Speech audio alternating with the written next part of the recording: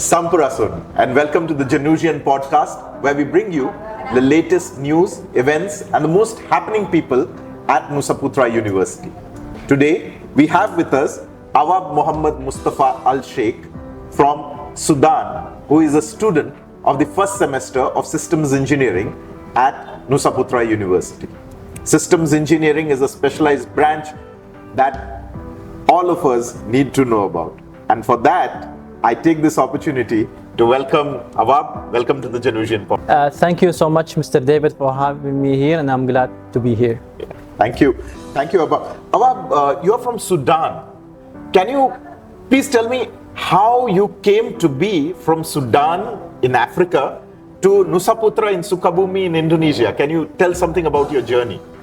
The journey has not been like an easy journey. It's been a hard journey, of course. And I've been through a lot, but I know some of my friends in the social media about the Nusa Putra University, and there's a scholarship opportunity in it, and I applied for it, and I was surprised that I got accepted in the scholarship and so on, and I was so happy experiencing this thing, and I'm glad to be here in Indonesia. Oh, that's really nice. Nusa Putra University believes in giving an opportunity at education to all people, and if you are a student, a good student, and you meet the standards, you will get scholarships at Nusa Putra University, just like Awab with us today from Sudan. So Awab, please tell me about your experiences in Sukabumi. How do you find Sukabumi and Indonesia? At first, I was searching Sukabumi before I come here to Indonesia, and it was I didn't know what to see. It was nature and some kind of how can I say, humble buildings, simple life. So I kinda like it.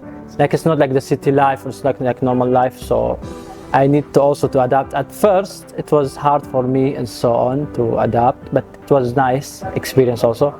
So everywhere you can adapt. So I adapted here and I like it so much. Yeah, and how do you like the food and culture here?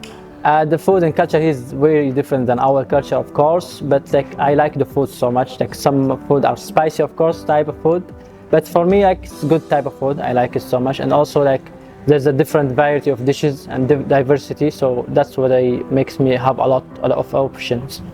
So Awab, our university here in Nusa Putra is one of the most culturally diverse universities in Indonesia. In fact, recently, Nusa Putra University was felicitated and awarded the third position in Indonesia for having the most diverse number of students from diverse countries, and we have in fact got 84 countries represented in the student body here.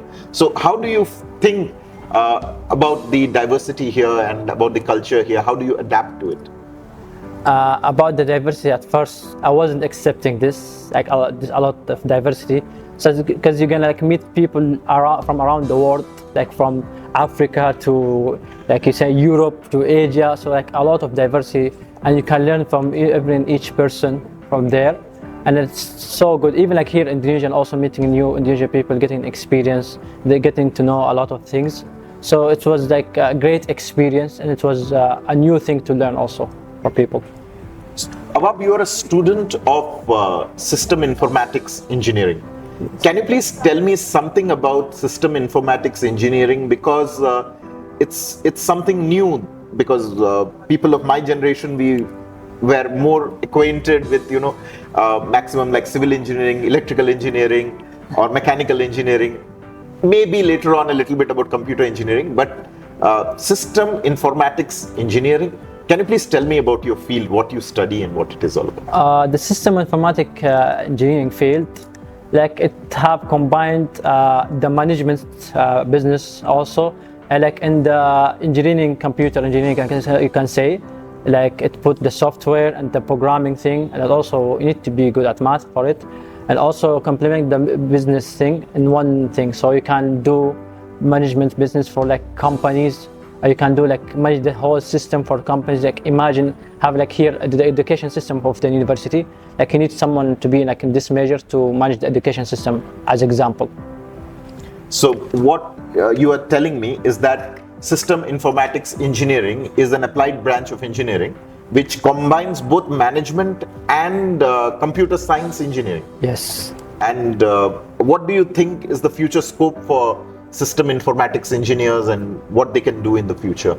The future scope for this major is a lot. That's like it's a good thing, and it's have a lot of option. Like he can develop a lot of things as the same thing and manage with the thing that you develop, or you can make like your own business. If you don't like, if you graduated or something, you can make your own business and like keep working on it and developing it, and also managing your business, your own business. So you don't need like to go for companies and see these things. So this is like the options you have. Also, you can how can I say? Can develop, like you can make a lot of things. You can like focus on the management side only. Don't need to like make development, make like programming, or you can focus on the programming side, and like you don't need to focus that much on the management side. So you have a lot of options. Yes.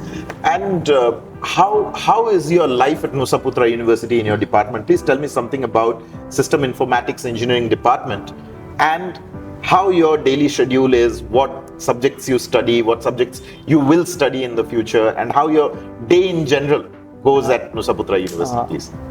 Like in our major and department, like the study schedule is kind of tough. You don't have time, of course, and like we study a lot of major, like, and the main focus, of course, in math. Also, like you need to be good at math, and also like our main focus. Also, we have like another programmings. I need to be good at computer, and you, of course, need to have patience for this major. So you don't have time for it because you need to study like the whole day. We have projects, we have like visiting tours, we have a lot of things to do. So like you need to be patient of it. So it's kind of marathon. You need to catch up to it. Yeah, in fact, engineering students always have it a bit tough because at Nusa Putra University, our engineering faculty is very strict, and students always complain, even on the Genusian Podcast show, that they find very little time. But do you still get time to visit places around Sukabumi or other places and have a social life with your fellow students? And how do you spend your free time? Yeah, of course, we're having a free time because we have like holidays. So in the holiday, yeah, you can like visit around Sukabumi. And it's beautiful with the nature and everything. And of course, you're gonna have great time with your fellow students, like even Indonesian students, international students. So it's a good thing also. And also like to experience new things, try new food, see new culture, see what people doing here in Indonesia. So like it's a great experience. Awab, you're from Sudan. Sudan is called the heart of Africa. Yeah. And we know very little about it. Can you please tell me something about your motherland, your country, how the situation there is presently, and enlighten us about Sudan, please. For people who don't know, Sudan is like in the heart of Africa.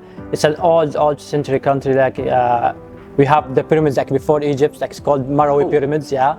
They are older than the Egyptian pyramids? Yeah. Oh, that's really nice. Yeah, older than the Egyptian pyramids, and we call them like the. Back then, it was called like the Nubian kingdom. Like it was combining the Egyptian and the Sudanese like side land. So it was so old. Yeah. Like not a lot of people know about it. And you have like a lot of pyramids, like in Sudan, in Melalui, in an area called Melalui. It's like older than pyramids in Egypt, but not a lot of people know about it. And also like we have a lot of civilization. We have a lot of lands, and like Sudan is like you can say, when you hear the word Nile, you immediately go to Egypt, but apparently like the heart of the Nile like starts from Sudan actually, not from Egypt. That's quite surprising. Whenever we hear the word Nile, we think about Egypt, but here is Sudan, which says that it is the origin. In fact, geographically, it is the origin of the Nile, as well as the entire culture. The Nubian kingdom is the origin of the pyramids as well. Exactly. Yes, please tell us more. And also, Sudan have how can I say, have a lot of diversity in itself with the people, because we have different tribes. We have a lot of tribes and confusions and like a lot of lands, because also a lot of people speak many languages in Sudan. Also, like very diverse country. Yeah, very diverse. Just like Indonesia. Yeah, exactly. Like we have like among diversity of everything. So like that's a good thing. People like are like united. People of Sudan like are so united to each other. It's like they don't like have some kind of making difference between each other at all. So that's the main thing, like in my country. And also you have, Tungal Ikka. Yeah, that's... and also you have like this traditional dress. It's called the top, or jallabiya. We call it the jallabiya, and it's like a really traditional dress in Sudan. Like if you go to Sudan, you see every person wearing this traditional cloth. Yeah, and like also for the women's, we have also other traditional dress. It's called top also. Like you can see like every people wearing it.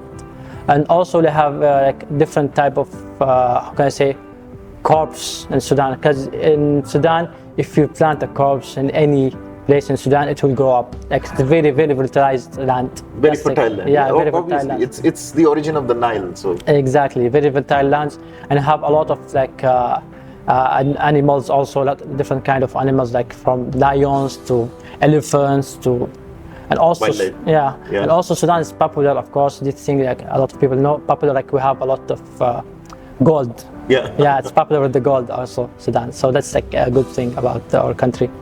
So can you please tell us something about what is happening there presently? So like I want to talk about the problem in Sudan. We have like not a lot of people knowing about the problem going. Like we're having a war, like a kind of civil war, so kind of like civilization with the government and these things. And then the people in Sudan are suffering. Like not a lot of people knowing that, because it's been like 2 years now since the war. Like, and a lot of like corpses got burned. A lot of like people like sadly killed, and a lot of like how can I say, a lot of places got destructed because two people fighting two sides, and like some sides are funded outsidely, of course. So that's why like the war continues, and a lot of people, of Sudanese people, got immigrants and got aboard, and we have no attention, no media attention at all, because like no one's like giving us care, no one knows about it a lot. That's the problem, because I can say them, it's hard, also not safe for reporters or things to go over there or document things. It's not that easy. So like I hope like the wars give us attention and know more about us, Sudan, know more about what's happening. And I hope you guys you keep your praise like on Sudan. Like أدعو للسودان يا جماعة، وإن شاء الله الله يصلح حال البلد يعني. Also like I would say pray for Sudan, صلوا للسودان. Please pray it in your dua. I hope so. Thank you, Awab. In fact, this is a very matter of concern that should concern all of us.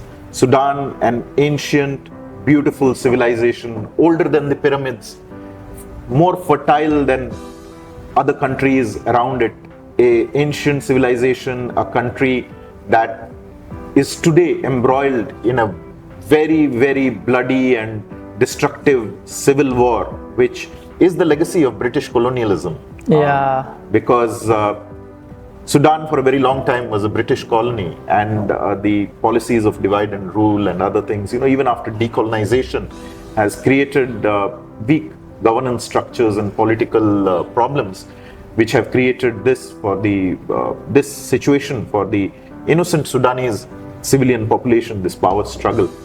I wish to emphasize here that Nusa Putra University always tries to ensure that students from conflict-ridden zones, be it from Afghanistan, Yemen, or Sudan, South Sudan, other countries like this, Palestine, Gaza, get an opportunity to come and continue their education here, because education is a right.